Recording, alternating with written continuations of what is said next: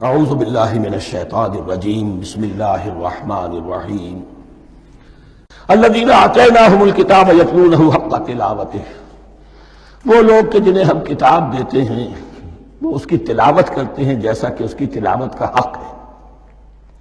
اس پر میں نے اپنے کتاب سے بحث کی ہے، تلاوت کا اصل حق کیا ہے۔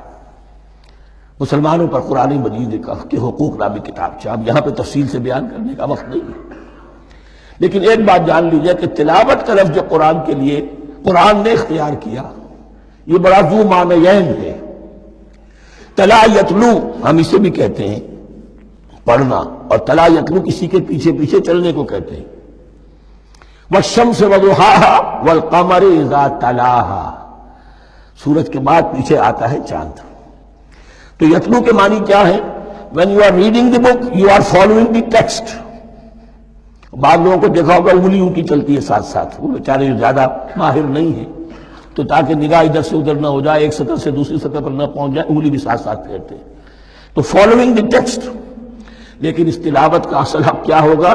جب آپ اس کتاب کو فالو کریں، اسے اپنا امام بنائیں، اس کے پیچھے چلیں، اس کا اتباع کریں، اس کی پیروی کریں، جس کی کہ دعا ہم کرتے ہیں وَاجْعَلْهُ لَنَا إِمَامًا وَنُورًا وَهُدًى وَرَحْمَةً۔ تو اللہ تو بنائے گا ہمارا امام اس کو اسی وقت جب کہ ہم فیصلہ کر لیں کہ ہم اس کتاب کے پیچھے چلیں گے۔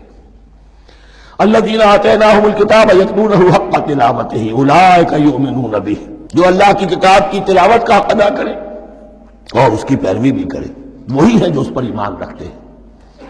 جو نہ تلاوت کا حق رکھتے ہوں ادا کریں، نہ پیروی کریں، وہ دعویٰ کریں کہ ہمارا ایمان ہے تورات پر اور کتاب پر، تو یہ دعویٰ جو ہے جھوٹا دعویٰ ہے۔ میں وہ حدیث آپ کو سنا چکا ہوں، ما آمن بالقرآن من استحل محارمہ، جس شخص نے قرآن کی کسی حرام کردہ شے کو اپنے لیے حلال کر لیا، اس کا قرآن پر کوئی ایمان نہیں۔ ومن یکفر بہ فاولئک ھم الخاسرون، اور جو اس کا کفر کرے گا تو وہی لوگ ہیں خسارے میں رہنے والے۔ اب وہ بریکٹ بند ہو رہی ہے، وہ آیت کے جو چھٹے رکوع کے شروع میں آئی تھی دوبارہ آ گئی جوں کی توں۔ یا بنی اسرائیل اذکروا نعمتی التی انعمت علیکم وانی فضلتکم علی العالمین۔ یہ ترتیب ذہن میں رکھیے۔ اور دوسری آیت بھی جو کہ طرف یہ ہے کہ ترتیب تھوڑی سی بدلی ہے۔ بریکٹ یوں بناتے ہیں تو اس کی چونچ ادھر ہوتی ہے تو اس کی چونچ ادھر ہوتی ہے، تو اسی طریقے سے ذہن میں رکھیے کہ دوسری آیت کی ترتیب تھوڑی سی بدل دی ہے، درمیانی، اور وہ بھی درمیان میں چونچ والا معاملہ جو ہوتا ہے۔ وَاتَّقُوا يَوْمًا لَا تَجْزِي نَفْسٌ عَن نَفْسٍ شَيْئًا، یہ تو جو کہ تو وہی ہے، ڈرو اس دن سے جس دن کوئی جان کسی دوسری جان کے کام نہ آ سکے گی۔ وَلَا يُقْبَلُ مِنْهَا عَدْلٌ، وہاں کیا تھا وَلَا يُقْبَلُ مِنْهَا شَفَاعَةٌ، یہاں کیا آیا وَلَا يُقْبَلُ مِنْهَا عَدْلٌ، نہ اس سے کوئی فدیہ قبول کیا جائے گا۔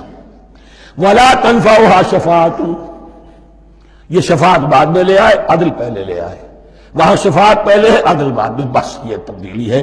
وَلَا هُمْ يُنصَرُونَ، اور یہ پھر جو کا تو وہی جو پہلی آیت میں تھا، جو چھٹے رکوع کی دوسری آیت ختم ہوئی، نہیں انہیں کوئی مدد مل سکے گی۔